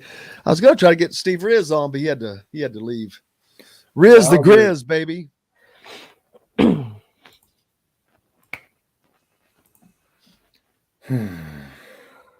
Riz the Grizz. Golly, I'm so tired. Same here. I'm going to take this nice Last Hilton. night I played in an alumni soccer game at my high school. Well, that's My stupid. goodness. You could have torn something, John. What high school? Bullitt East. Bullitt East? Yeah, Bullitt County. Bullitt. Bullitt County, just south of Jefferson County. We drew 1-1. Bullitt Bourbon? And I Wait a minute. So, whoa. So you all played that whole game and all you did was draw. I know, isn't that sucky? we went to PKs though, and then my team lost in penalty kicks. Oh, wait a minute. So you didn't draw, you lost. Technically, yes, but if it Wait, were like a regular, wait a minute. We mean technically. It's No, not look, technically. I'm That's talking how about the rules of games are soccer. decided. whenever games All right, stop. decided in This is a- PKs, stop. it's Stop. still considered a draw. This is a great discussion to have next. So just Hey, stop. I made my PK. I'm not mad. I'm just saying stop. This is a great discussion to have on the show. This is amazing. I love it. We should bring on Jeffrey the Greek to talk more soccer here. Did y'all talk soccer with him last week? No. Oh, no, you were Oh, on. he loves soccer. No, Zach Oh, Osterman used a soccer reference, and Greek goes, I was on board with everything until he mentioned soccer. Then I was out.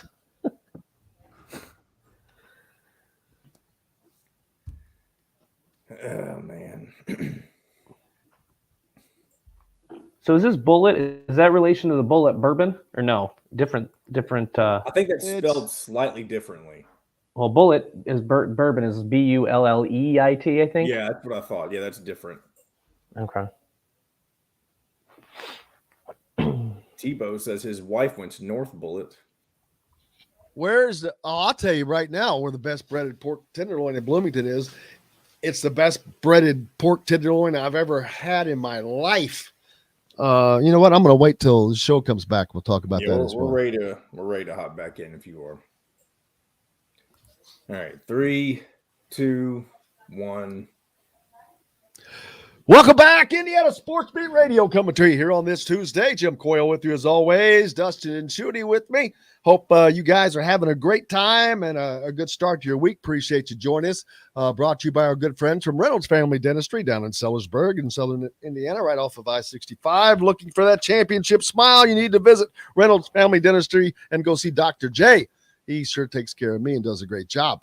Matt asked, where's the best breaded pork tenderloin in Bloomington?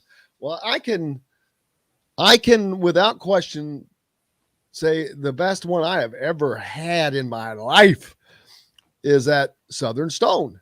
And I'm serious as a heart attack. It was incredible, tender. The flavor was wow. I'm like, wow, it tastes much better than a pork tenderloin. Not even close. But go there and tell them Indiana Sports Beat sent you, and hopefully they'll give you an appetizer, something good. But yeah, there's no question that. Tim says at a gas station down the street from Brown County State Park. Well, I don't know about that, but I have heard that about chicken in Bloomington, that there's a gas station that has the best fried chicken. But that's funny. So there you go. You've got that going on. What were we talking about? Oh, John played soccer game. John said he had a soccer game yesterday. What was it? A alumni kind of a deal? High school so alumni? they bring back all of the alumni that want to play. They play against each other in an annual soccer game. And you said the result of the game was that you all tied. Yeah, so we played 2 full 40 or 5-minute halves. But we ended up drawing 1-1, but my team did end up losing in penalty kicks. So you can say that. Okay, so what's because you did lose? Yeah, we did lose. You didn't tie. You lost on PKs. Absolutely. So I agree with you there. But the way that soccer works. At the end of regular season, it was tied, so it had to go to overtime. That's how most games work. If they're tied, they go to overtime, John, and then there's a winner. Yes. They don't say that one of the teams. Yeah, no, you lost the match. What league you're in, if you draw, no matter what the result would be in penalty kicks, is still written down as a draw. I know that sounds really stupid. It's written down. That's the score as written. Yes. But as spoken, you lost. But I will gladly. 2 words. You lost. You lost. Trying to say, he just. But what cracked me up is he tried to sneak that last part in at the end. We drew. He talked about we drew and blah blah blah. And then Ferry was like, "No, we actually went on to lose in penalty kicks." But he just tried to slip that right in. But John made his penalty kick. Yeah, he was the hero for a brief time. So what did you all? What was the PKs? How did they go? So we didn't actually do 5, and usually PKs go, you take 5 people and 5 people, but since it was an alumni game, all 14 of us from each team took one. Wow. 7. Wait a minute, 14? Yeah. There's only 11 men on the field. Well, yeah, the bench got to kick too, is what I'm trying to say. What the heck? Bring everybody up for the stands. We got somebody on the sideline over here. Hey, there's a water boy. Penalty kicks at the end, they were going to have the coaches take them as well. The penalty kicks took longer than the damn game did. How bad? It really did. How badly did you lose in penalty kicks? I think we lost by 3. That's bad. Hey, when I hit mine though, we were up. I got to sit there and I'll keep bragging on myself. We were still up when I hit mine. You should have pulled a Costanza, a George Costanza, and says, "I'm out." And left, just walked off the field, with your goal and just left with the lead. And that would have been it. Yeah, it was a great time. Oh my gosh. I'm just envisioning 14 penalty kicks. 2 or 3 years. And I didn't get sick. I'll also gladly report. Did you play? People got sick on the sidelines. I almost got sick walking yesterday. Did you play soccer in high school? I did. I was a defender. Oh, I don't know what that means, other than you're probably not attacking the goal. Yeah. That kind of sucks. Yeah, but also they typically, like, I don't know, I'm not going to try to get into specifics of soccer. The audience doesn't like soccer on here very much, but it's fun to play. I have grown to really enjoy soccer. I mean, I do. I will watch and I can enjoy it because I know what they're doing. I know it's, yeah. Matt asks if I go right side netting. Yes, I did. I did go right side. Look at him. Look at getting a little soccer jargon in here. You know what's funny is I heard this was a great or I don't know about comparison, analogy, or whatever you want to call it. But there was a comedian who said that one of the reasons that soccer isn't popular in America is because it's considered low scoring, which is true. It usually is low scoring, but so is football. So is football. You just add more points. I have a perfect comparison. You have two. If one team scores 2 touchdowns and another team scores 1 touchdown, it's 2-1. But you have all these make-believe points, these other things that can net you points to make it a high-scoring game. So it's just more marketing. 7-0 or 10-7. That's like winning 1-0 or 2-1 in soccer. Right. Exactly. It's just different because the point The point totals are more. So if And if the you games are sometimes twice as long in American football. well, I mean, I don't watch enough soccer to know that, but I would believe it. Especially if college it doesn't football. go to overtime. The Nobody NFL cares. All right, that's enough soccer talk. Nobody The cares. NFL has We done an excellent job of cutting down its might as well game. talk about flopping just to round out the whole thing for Jim. That's the issue right there. That's why it's not popular in America, because they were flopping for way too damn long, and nobody wants to see that crap. I'll show myself out. There's that. I saw an article yesterday, and damn it, I can't find it, about guys that had played in the Little League World Series that had gone on to become other stars, not just Major League. And I'm not a fan of his, but Austin Dillon, in NASCAR driver, played on a Little League World Series team. Did he really? I didn't know that. Yeah, neither did I. Damn, I wish I could find this. I thought I sent it to myself because I thought it was just a cool little deal, but I cannot find it. So there's that, right? That's pretty neat. And I don't know. It was, because there were many others that, again, Right. not baseball. It was like all kinds of different things. I'm like, wow. Well, and there's no pretty doubt cool. these kids are awesome baseball players, but at the same time, it's not like it's a feeder system. A lot of these kids, this is maybe a once in a lifetime opportunity. So it's really cool that they're on that stage and get that opportunity. Like you, I don't watch it or follow it as closely as you do. I know you love it. But it's just such a cool, unique thing. And it's kind of like the perfect ending to summer too, right? Like it's the final couple weeks of August, perfect ending to summer. You get that final baseball, and we've got an Indiana team to root for. Yeah, exactly.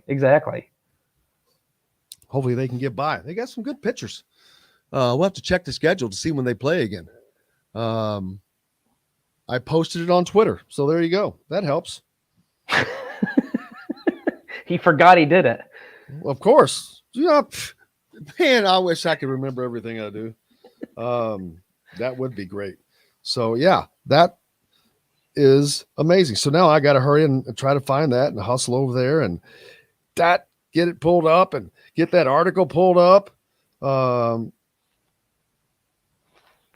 There it is. He found it. I found it. Tom Brady. How about that? No kidding. Is that Tom Brady?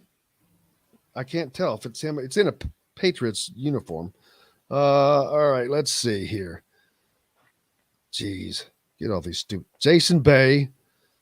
He reached the Little League World Series, and what did he do? Oh, he played in the majors, chiefly with the Pirates. Was Rookie of the Year. How about that? How about that? But that's baseball. That's not shocking. I want the non-baseballs. Yeah, guys. Cody Bellinger, another baseball player. I don't need that. Matt Castle. That's Matt Castle. 1984 made history in baseball as part of the Northridge City Little League team. Castle helped the California-based team reach the finals after beating Virginia 3-0. His team fell 4-3 to Venezuela. He was drafted by the A's in 2004. Really? By the way. Yep. Then drafted by the Patriots. So Michael Conforto, who played for the Mets. Let's see. Austin Dillon.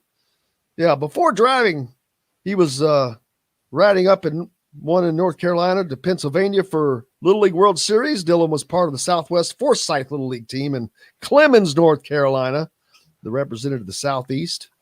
That was, I don't know when that was, so whenever. Chris Drury, NHL player. How about that? He earned the Calder Trophy, won a Stanley Cup with the Avalanche, captain of the Sabres, twice earning Olympic silver medals. Wow. Not bad, huh? A pretty good list of accomplishments. Todd Frazier, of course, former baseball player. Dwight Doc Gooden. One of the most interesting entries on the list. Gooden was a major piece of the 73 Belmont Heights Little League team that reached the World Series and ultimately placed third. There was only one problem. Gooden wasn't on the team that made it that far. Gooden was only 9 years old at the time, and the rules were that he had to be 10. So despite pitching the team to the qualifying spot, he did not get to compete on the big stage. Because he was too young. Because he was too young. That's crazy. He dominated them, getting the team there. I can't believe that was a requirement. Isn't that crazy? Lance Lynn, another major leaguer. AL, American League Cy Young Award winner. How about that? Cy Young. Here's my favorite. Boog Powell. That's a great name. Most people in the audience will not know who this is. The only reason I know who this is because of, do you remember those old Miller Lite commercials back in the 80s with John Madden? Pow! He come through a wall, and Bob Uecker. Miller Lite used to have some great commercials. This is back in probably the late 80s, maybe early 90s. But Boog Powell he was on that, and I'm like, who's that? So I learned who he was just from those. But he was one of the most feared sluggers in the Baltimore Orioles history. So, but he was on a team back in the 50s. Wow. League team. So you got that going for you. It's been going on that long. Well, obviously. How about Gary Sheffield? Oh, there you go. Man, we're not. Brian Sipe. Former Cleveland and Miami quarterback, right? Played at Miami, right? Maybe. I don't remember that name. Oh, man. Come on. Yeah, oh, my God. I didn't realize he was that old. Golly. Holy smokes. Yeah. Former Pierre Turgeon, another NHL player. Jason Varitek. There's a name you know. I know that name. Yep. Chrissy Wendell Pohl, before she went on to become one of the best women's hockey players in U.S. history. She was helping the Brooklyn Center Little League from Minnesota reach the Little League World Series in 1994. She was the first girl ever to play catcher in the series and batted fifth for that team. It finished third in the American bracket. There's that. And I guess that's going to wrap it up. So, boom. There's your list. That's kind of cool, huh? That's a pretty cool list. I'm sure that's happened, obviously, but some good names on that list. Matt says that the team from Indiana, they're up in Hagerstown. Yeah, very small town. Yeah, they're over just it's northeast of Indianapolis, just east of Newcastle is where it's located. Michael saying that the Detroit AAA Farm Club was Evansville Triplets. Larry says there's I have one more soccer tidbit I meant to throw in earlier. I found this. Oh, I'm sure people it's can't wait. It's a photo from with my team last night. Oh, there you are, standing. The only one with your arms crossed, and the only one actually looking at the camera at that the camera was being taken on. Oh my gosh, craziness! Sorry for those listening on radio, you can't see this, but they're doing you a favor. Don't worry. just kidding. Just kidding. Yeah, let's when does Hagerstown play? When is the Little League World Series schedule? When do they play next? Let's find out. See when Hagerstown is up. Because this thing gets rolling, man. It's a double elimination. And I don't know that they've lost a game so far. I don't know. Like I said, I haven't been following it as closely. I've been traveling a little bit, so I don't know for sure if they have or not. They were 3-0 in their bracket, so there you go. Thursday at 3 p.m. Thursday at 3 p.m. from Ross and Tebow. Who are they playing? It Guys, does not say. We want to know who they're playing. We need the info. We need to know. We need to know. We got to know. On ESPN. Well, yeah. There you go. So there's that. Let's see. Today is Tuesday, Wednesday. We've got a presser tomorrow, I believe, with Tom Allen. I have to look up the schedule. I know he's at the end of the week as well. We did get to speak to the quarterbacks. You can go to catch all of that on YouTube. Connor Bazelak and Jack Tuttle, that in full, and see what those guys had to say this week as well. Plenty to do tomorrow on the program. Of course, Dustin back with me as well. Looking forward to that. Rick Bozich back tomorrow, John. Hell, I hope so. I don't know. He's just had to reschedule for the last couple of weeks, just making sure he's going to be on tomorrow instead. Bob Kravitz and Kyle Nedrip will see the high school football season gets underway this Friday. That's crazy to say that. Last Friday were the jamborees and scrimmages and all that stuff, but it's real, live and in color this Friday night. So, as Chris says, please hit the like button, subscribe.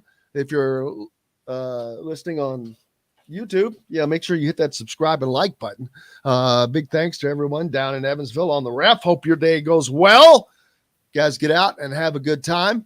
Hope it's not too humid down there on the river.